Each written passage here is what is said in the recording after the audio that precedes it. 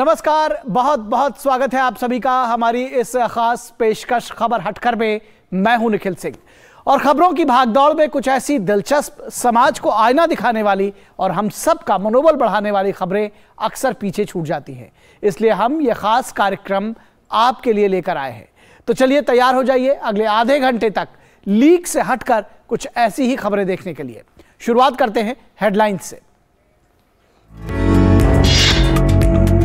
दिल्ली के सफदरजंग अस्पताल की पहल, दूसरे अस्पताल में जन्मे शिशुओं के लिए हुई NICU की शुरुआत। अब नवजात संग रह सकेंगी मां, नवजात बच्चों की मृत्यु दर में आएगी कमी। जोरों पर है गणेश चतुर्थी की तैयारी।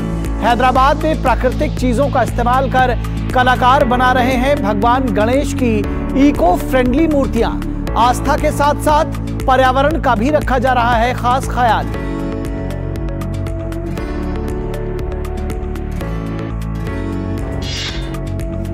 वडोदरा के एक शिक्षक की सेना के जवानों के लिए शानदार पहल। हर साल भिजवाते हैं राखियां। बॉर्डर पर तैनात जवानों के लिए इस साल दुनिया भर से इकट्ठा की हुई 55,000 से भी ज्यादा राखियां। बिहार में गया के नक्सल प्रभावित इलाके में सशस्त्र सीमा बल की सराहनीय पहल। पढ़े लिखे नौजवानों को दिया जा रहा है जैविक खाद बनाने का प्रशिक्षण। ट्रेनिंग ले रहे युवाओं ने जताया आभार।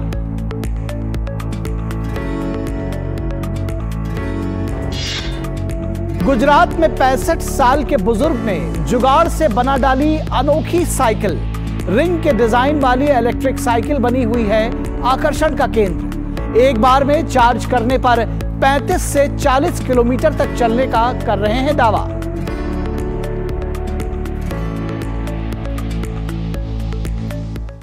तो खबर हटकर में सबसे पहले बात करते हैं परंपरा और विरासत की।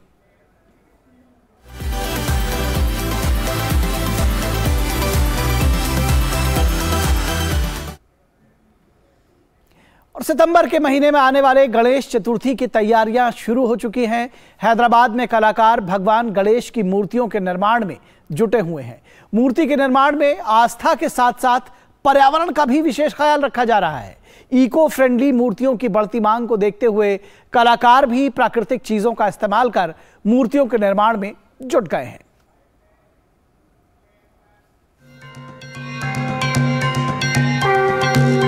भक्तों की प्रतीक्षा समाप्त होने वाली है और सितंबर के महीने में विघ्न विनाशक घर में पधारने वाले हैं। ऐसे में भगवान गणेश की मूर्तियों को बनाने का काम तेजी से चल रहा है। हैदराबाद के कलाकार भी दिन रात मूर्तियों को पूरा करने में जुटे हैं। यहाँ स्थानीय कलाकारों के साथ दूसरे शहरों से भी लोग मूर्ति बनाने के लिए पहुँचते हैं।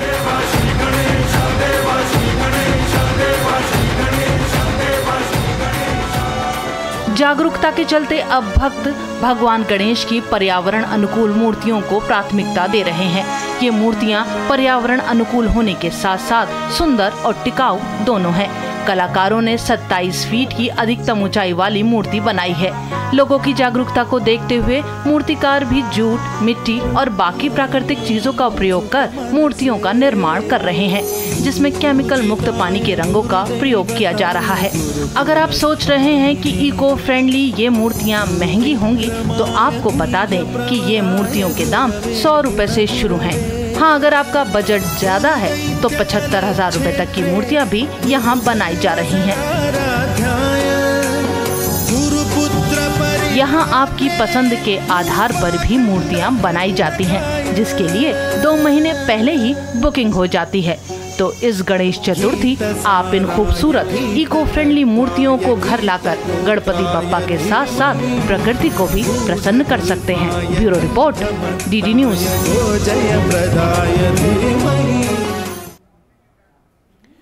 और और देश की रक्षा में जुटे जवानों के लिए वडोदरा के लोग एक खास मुहिम बरसों से चला रहे हैं, जो वाकई काबिले तारीफ है।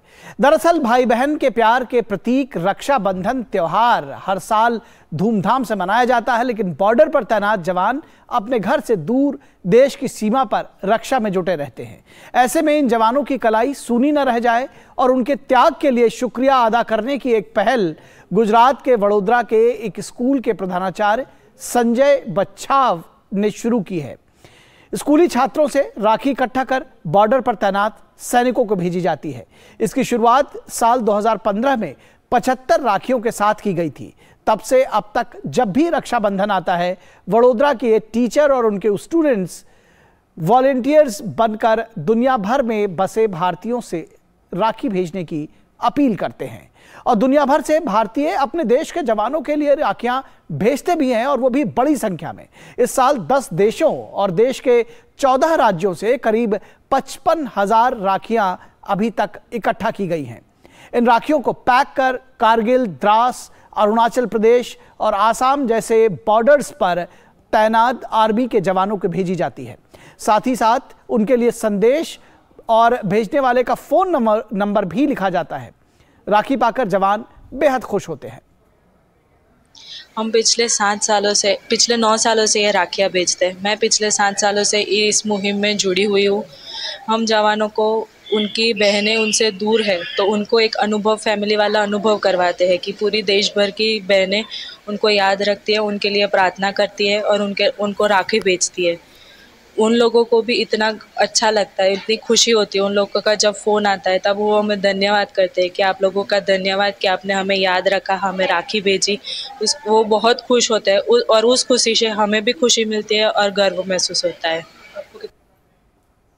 और अब कुछ खबरें आपके शहर, आपके गांव की।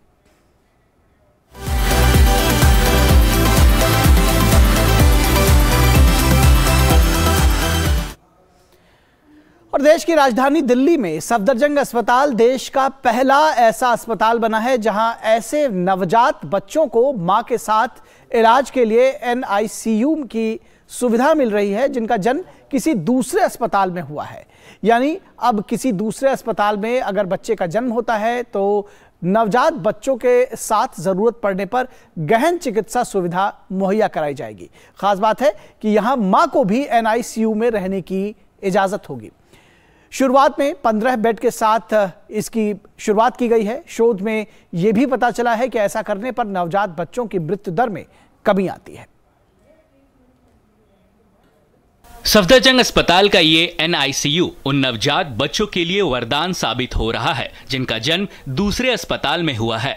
दूसरे अस्पताल में जन्मे बच्चे अब अपनी मां के साथ इन NICU में रह सकेंगे। सफदरजंग अस्पताल देश का पहला ऐसा अस्पताल बना है जहां नवजात बच्चे NICU में अपनी मां के साथ रह सकेंगे। अभी इस तरह के 15 बेड की सुविधा प्रदान की गई है। 2016 में जो एक ट्रायल हुई थी उसमें ये पता लगा था कि जब माँ बच्चे के साथ रहती है, जो बहुत बीमार बच्चे होते हैं ICU में, जो कम वज़न वाले होते हैं या समय से पहले जिनका जन्म हो जाता है, उन सब बच्चों के लिए जब माँ साथ में रहती है तो उसका आउटकम बहुत अच्छा निकला था। उसमें जो बच्चों में प्रॉब्लम, जो हाइपोथर्मिया, जो ठंडे हो जाते हैं, इन्फेक्शन रेट और जो उसमें मोर्टेलिटी थी, जो उनकी मृत्यु थी, वो संख्या में काफ़ी कमी पाई गई थी। दरअसल अभी तक देश भर के कई अस्पतालों में नवजात को संक्रमण से बचाने के लिए मां को उससे दूर रखा जाता था, लेकिन सफदरजंग अस्पताल के एक शोध में ये बात सामने आई है कि अगर NICU में नवजात के साथ मां को रहने दिया जाए और यदि वे अपने बच्चे को अपने साथ रखे तो गंभीर नवजात बच्चों की मृत्यु दर में कमी पाई गई है। NICU में कंगारू मदद केयर की भी सुविधा है। तो एक तो बच्चे को जल्दी दूध मिलना शुरू हो जाता है और दूध हम सब जानते हैं, माँ का दूध जो है बच्चे को में इन्फेक्शन भी कम करता है और मृत्यु दर भी कम करता है। और दूसरा, बच्चे को माँ से दूध भी जल्दी मिलने लग जाता है और लगातार मिलता रहता है। दूसरा, माँ बहुत लंबे समय तक कंगारू मदर केयर कर सकती है क्योंकि वो अंदर ही रह रही है। तो अंदर रहने की वजह से, और कंगारू मदर केयर जैसे मैडम ने बताया कि स्टडी ने बताया कि अगर बीमार बच्चों में कंगारू मदर केयर करें तो 25% मॉर्टेलिटी या मृत्यु दर कम हो जाती है। इसके अलावा वही क्रॉस इन्फेक्शन कम हो जाता है। अब एक ही माँ है जो अपने बच्चे को दूध पिला रही है, दूसरे बच्चे को वो नहीं छू रही है, तो छूने से जो क्रॉस इन्फेक्शन है वो भी कम हो जाता है। माँ बच्चे की बॉन्डिंग बढ़ जाती है, माँ को हमने देखा उनका स्ट्रेस लेवल भी कम हो जाता है। यही नहीं, NICU में नवजात बच्चे के साथ साथ मां को भी प्रसूति रोग विशेषज्ञ की देखभाल की सुविधा उपलब्ध कराई जाती है। साथ ही किसी तरह का संक्रमण न हो, इसके लिए अलग से शौचालय और साफ सफाई का खास ख्याल रखा जाता है। सफदरजंग अस्पताल का ये प्रयोग अब देश के दूसरे अस्पतालों में भी लाने की तैयारी चल रही है। जाहिर है ये पहल शिशु मृत्यु दर को कमी लाने में मददगार साबित होगी। Nitendra Singh, DD news, Delhi. और अब वक्त है बदलती हुई तस्वीर देखने का।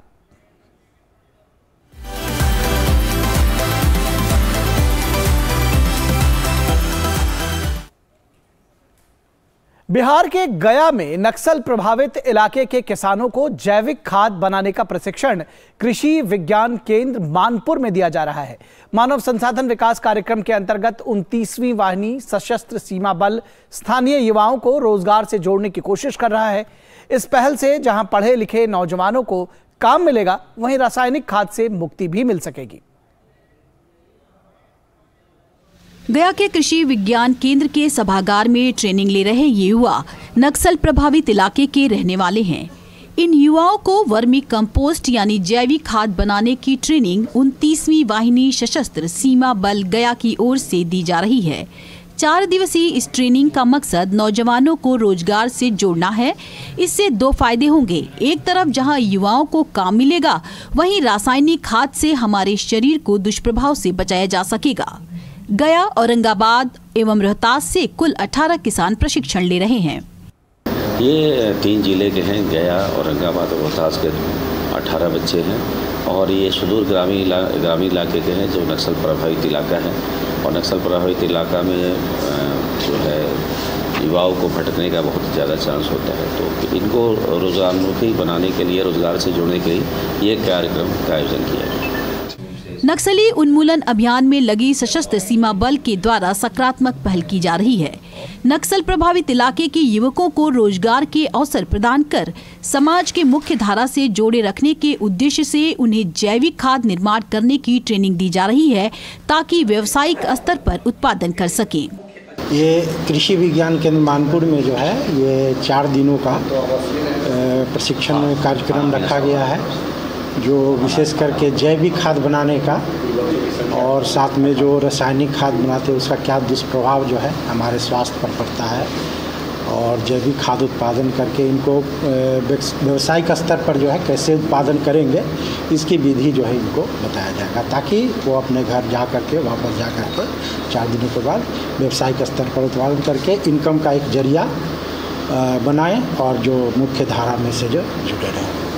ट्रेनिंग के लिए पहुंचे युवाओं ने भी SSB की इस पहल की सराहना की। मैं यहाँ पे जैविक खाद का प्रशिक्षण लेने आया हूँ। इससे जो हम लोग खेती करते हैं, जो मार्केट से हम लोग खाद लेते हैं, उसमें कुछ मिलावट भी रहता है। यार यहाँ पे हम लोग प्रशिक्षण लेंगे तो अपने से खुद से बना के अपने खेत में यूज़ करेंगे तो ज़्यादा लाभ मिलेगा, और इस खाद से हम लोग को शरीर पे प्रभाव नहीं पड़ेगा। अधिकतर हमारे गांव में क्या होता है कि कृषि पर लोग ज़्यादातर निर्भर रहते हैं, तो हम लोग मार्केट से लेकर के जब खरीदते हैं कोई सामान तो उसमें ज़्यादा आजकल के आ रहा है क्या कि उर्वरक कम जा रहा है, ठीक है, ज़्यादा केमिकल आ रहा है, जिससे हमारे शरीर पे प्रभाव पड़ता है, चेहरा खराब होता है, या फिर तो अनेक प्रकार की बीमारियाँ होती है। तो इससे हम लोग अगर अपना सीख जाएंगे तो थोड़ा सा आप लोग ध्यान देंगे और अपने से बना करके सोचेंगे कम केमिकल यूज करें। SSB के द्वारा नक्सल प्रभावित इलाके में मानव संसाधन कार्यक्रम लगातार चलाए जाते हैं। ऐसे इलाके के युवकों की पहचान कर उन्हें कई प्रकार की रोजगार उन्मुख ट्रेनिंग दी जाती है, ताकि वे अपने और अपने परिवार की भरण पोषण कर सकें और समाज की मुख्य धारा से भी जुड़े रहें। Bureau report, DD news. और यहाँ वक्त है एक छोटे से ब्रेक का, कहीं मत जाइएगा, जल्द हाजिर होंगे। आप सभी का बहुत बहुत स्वागत है वाई फैक्टर के इस बेहद स्पेशल एपिसोड में। प्रधानमंत्री नरेंद्र मोदी ने कहा है कि इस वक्त जो साइबर थ्रेट है, जो साइबर का खतरा है, साइबर सुरक्षा का, वो राष्ट्रीय नहीं बल्कि अंतर्राष्ट्रीय मुद्दा बन चुका है। हमारे पास ऑलरेडी इंफॉर्मेशन टेक्नोलॉजी एक्ट 2000 है, तमाम नए चीजें तो है साइबर सिक्योरिटी में आ रहे, तो इसको इंक्लूड करने के लिए there is a need to modify the information technology act. जब तक हम अटैक करना सीखेंगे नहीं तब तक डिफेंस करना भी मुश्किल है। हम जितना डरेंगे उतना ही या तो साइबर वर्ल्ड से भागेंगे या उस डर से इजाज़त पाने के लिए कोई सोल्यूशन ढूंढेंगे।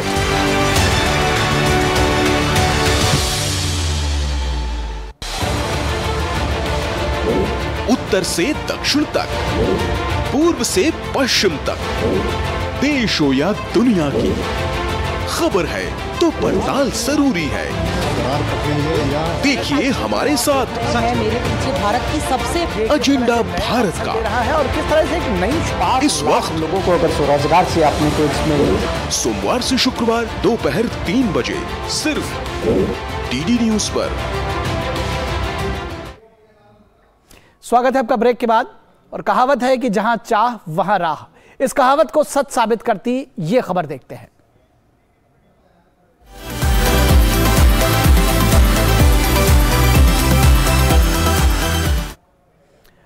अगर कोई व्यक्ति कुछ करने की ठान ले तो विषम परिस्थितियां भी उसे कामयाब होने से नहीं रोक सकती। चाहे हालात जैसे भी हों, वो अपने लक्ष्य को प्राप्त ही कर लेता है।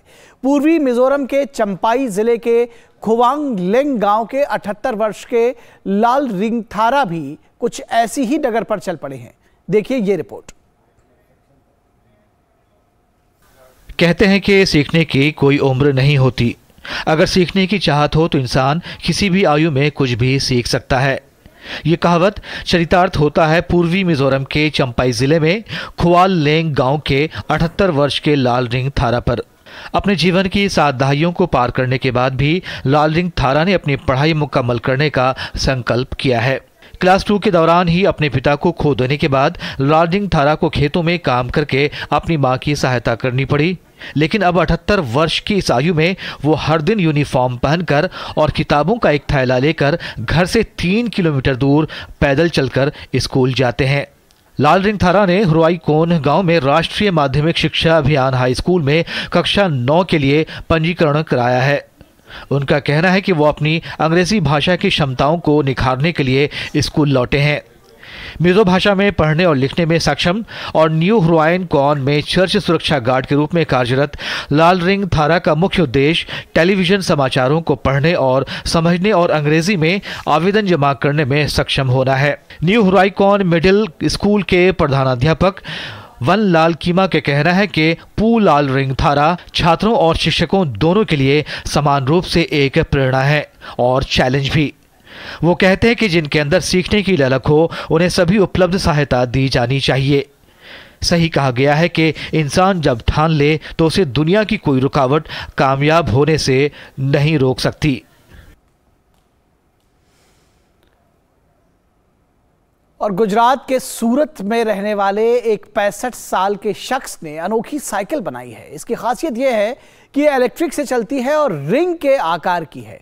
मात्र 7वीं कक्षा तक पढ़े इस बुजुर्ग ने बिना किसी ट्रेनिंग या मदद के कबाड़ के जुगाड़ का अनोखा कारनामा करके दिखाया है। देखिए ये विशेष रिपोर्ट।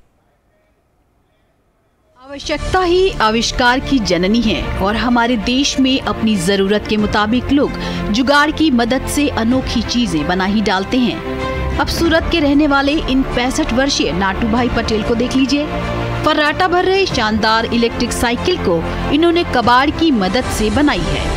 7वीं कक्षा तक पढ़े नाटू भाई ने बिना किसी ट्रेनिंग या कोर्स के ये अनोखी साइकिल बनाई है जो रिंग बाइक की तरह दिखाई दे रही है। उनके इस हुनर की जमकर सराहना हो रही है। ये जहां भी जाते हैं अपनी अनोखी जुगाड़ू साइकिल लेकर जाते हैं। लोगों की निगाहें बरबस टिक जाती हैं। और मजे की बात है कि इसे बनाने में कई साल नहीं बल्कि 3 से 4 महीने का समय लगाया है। मेरे को मोदी जी ने बताया था, जैसे सुना था कि इलेक्ट्रिक बाइक बनाना चाहिए इलेक्ट्रिक, तो पॉल्यूशन कम होता है। तो मेरा सपना हुआ कि भाई मैं भी बना लूँ। तो पहले मैं साइकिल बनाया, फिर थोड़ा थोड़ा करके 1 गाड़ी बनाया, 2 गाड़ी बनाया, ऐसे करके मैंने बनाया। आज मैं कोई नोवेल्टी चीज़ बना रहा हूँ। मेरे को इंटरेस्ट आया है। मैं पेट्रोल और बैटरी पे दोनों पे चले ऐसी 2-in-1 बनाता हूँ गाड़ी। पेशे से रिपेयरिंग का काम करने वाले नाटू भाई के दिल में बाइक चलाने की बरसों से ख्वाहिश थी। अपने शौक के लिए इलेक्ट्रिक साइकिल बनाने का आइडिया दिमाग में आया और लोहे के 2 पाइपों की मदद से इसे पूरा कर डाला। रिंग के डिजाइन वाली ये बाइक अपने डिजाइन और लुक की वजह से काफी पसंद की जा रही है और इनकी माने तो एक बार में चार्ज करने पर ये साइकिल 35 से 40 किलोमीटर तक चलती है। थोड़ा इधर से लाऊं, थोड़ा इधर से लाऊं, ऐसा करके ना कबाड़ी में से ढूंढ के लाऊं, ये सब जूना पूरा करके बनाया, अच्छी से श्रृंगार कर लिया ऐसा। और अभी मैं बैटरी चार्ज करता हूं तो मेरा 45 किलोमीटर चलता है। कुछ नया करने और इनोवेटिव सोचने के लिए ना तो उम्र बाधा बन सकती है और ना ही कागजी शिक्षा। नत्थू भाई पटेल जैसे कुछ लोग हैं जिन्होंने भले ही डिग्रियां हासिल ना की हो, लेकिन अपनी काबिलियत के दम पर कुछ ऐसा जरूर कर दिखाया है जिसकी वजह से चर्चा में बने हुए हैं। Bureau report, DD news. और अब बात करते हैं ज्ञान और विज्ञान की, जिनका हमसे गहरा नाता है।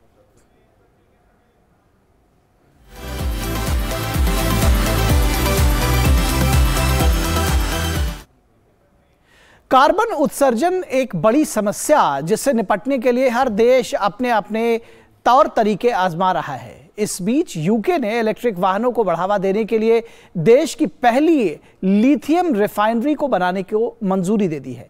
यह कदम यूके को एक नई पहचान दिलाने में कारगर साबित होगा। यूके ने इलेक्ट्रिक कार बैटरी को प्रमोट करने के लिए देश के पहले लिथियम रिफाइनरी के निर्माण को बड़े पैमाने पर मंजूरी दे दी है। ग्रीन लिथियम द्वारा संचालित ये परियोजना यूरोप में पहली और सबसे बड़ी परियोजनाओं में से एक होगी, जो यूके और यूरोप के कार निर्माताओं को हर तरीके से बढ़ावा देगी। इलेक्ट्रिक कार बैटरी के निर्माण में लिथियम एक प्रमुख भाग है। इलेक्ट्रिक कार को बनाने में उछाल का मतलब है निर्माता चीन और पूर्वी एशिया पर निर्भर हैं, जहां वर्तमान में दुनिया का 89% लिथियम रिफाइन किया जाता है। यूके में रिफाइनिंग करने का मतलब है कि इस पूरी ही प्रक्रिया को डीकार्बोनाइज करना, और ये हमारे लिए एक बड़ा मौका हो सकता है। कंपनी पारंपरिक रिफाइनरियों की तुलना में 80% कम कार्बन फुटप्रिंट हासिल करने के लिए कम ऊर्जा प्रक्रियाओं, हाइड्रोजन गैस और कार्बन कैप्चर तकनीक का उपयोग करके लिथियम रिफाइनिंग में कार्बन की डिपेंडेंसी को कम करने की योजना बना रही है, जिससे वो ग्रीन लाइट को और बढ़ावा दे सके। Bureau report, DD news. और अब बात 7 समंदर पार के दुनिया की।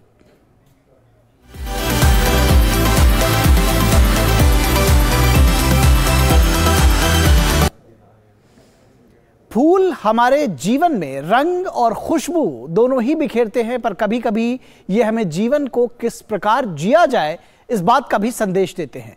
कोलंबिया के मेडेलिन शहर में एक फूल महोत्सव मनाया जा रहा है, जिसमें विजेता की कारीगरी ने वहां मौजूद लोगों के को जीवन जीने का एक अनोखा संदेश दिया है। देखिए ये रिपोर्ट।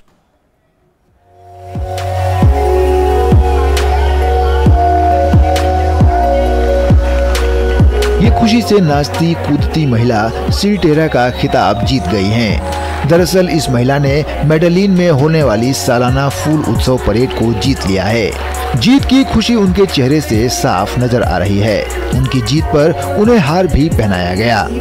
उन्होंने पारंपरिक तरीके से ढेर सारे फूलों का इस्तेमाल करके आप अपने दिनों का रंग तय करें जैसा बेहतरीन संदेश दिया, जिसमें कमल के फूल, चिड़ियों और इंद्रधनुष की आकृति का इस्तेमाल किया गया। इस उत्सव में सभी प्रतिभागियों को एक लकड़ी के फ्रेम पर फूल का अलग अलग तरीके से अरेंजमेंट करना होता है, जिसका वजन 100 किलो तक हो सकता है। इस साल मारिया कैरोलिना ये फूलों का उत्सव जीतने वाली तीसरी महिला बनी। इस मेडेलिन फ्लावर फेयर में 500 से ज्यादा लोगों ने भाग लिया और तकरीबन 10 लाख लोग इस मेले को देखने के लिए आए।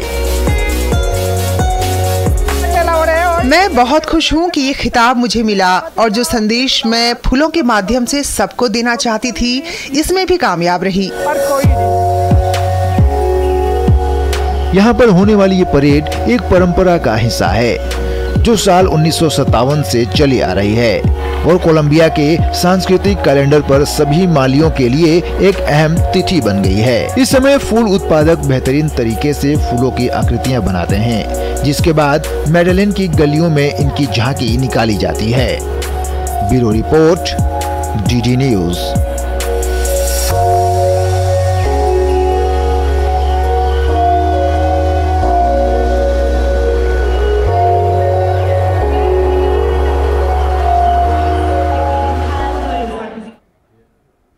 और अब वक्त है बाइस्कोप की बातों का।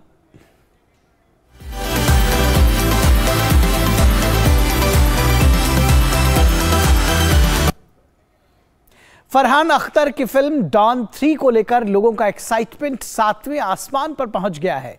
प्रोड्यूसर डायरेक्टर फरहान अख्तर ने फिल्म और इसके लीड एक्टर के नाम को खुद कंफर्म कर दिया है। साथ ही साथ उन्होंने अपने ऑफिशियल सोशल मीडिया अकाउंट पर डॉन 3 का तड़कता भड़कता टीजर रिलीज किया है। फिल्म में लीड एक्टर को लेकर काफी चर्चा थी, जिसे अब रिवील कर दिया गया है। आपको बता दें कि डॉन 3 में Bollywood actor Ranveer Singh lead role play करने जा रहे हैं। हालांकि उनके नाम की चर्चा पिछले कुछ दिनों से लगातार हो रही थी। वहीं अब डॉन 3 के टीजर रिलीज होने के साथ ही इस खबर पर मुहर भी लग गई है कि फिल्म में रणवीर सिंह ही डॉन की भूमिका निभाएंगे। बता दें कि पहली बार 1978 में दर्शक डॉन फिल्म से रूबरू हुए थे। उस दौर में सुपरस्टार अमिताभ बच्चन ने फिल्म में लीड रोल प्ले किया था। इसके बाद फरहान अख्तर 2006 और 2011 में शाहरुख खान स्टारर डॉन लेकर आए, लेकिन अब डॉन 3 में रणवीर सिंह दमदार भूमिका में नजर आएंगे। तो खबर हटकर के इस अंक में बस इतना ही। हमारी पूरी टीम को दीजिए इजाजत। नमस्कार।